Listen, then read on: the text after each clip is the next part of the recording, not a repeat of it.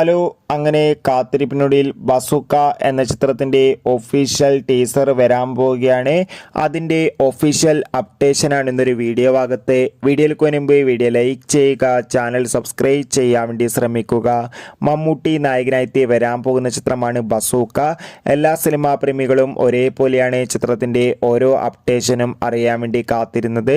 ചിത്രത്തിൻ്റെ official first look പോസ്റ്ററിനും second look പോസ്റ്ററിനും മികച്ച അഭിപ്രായം തന്നെ സ്വന്തമാക്കാൻ വേണ്ടി സാധിച്ചിട്ടുണ്ടായിരുന്നു. അങ്ങനെ കാത്തിരിപ്പിനൊടുവിൽ ചിത്രത്തിന്റെ ഒഫീഷ്യൽ ടീസർ ഇന്ന് ഓഗസ്റ്റ് 15-ാം തീയതി രാവിലെ 10 മണിക്ക് പുറത്തു വരുമെന്ന് ഒഫീഷ്യലായി കൺഫേം ആക്കിയിട്ടുണ്ട്.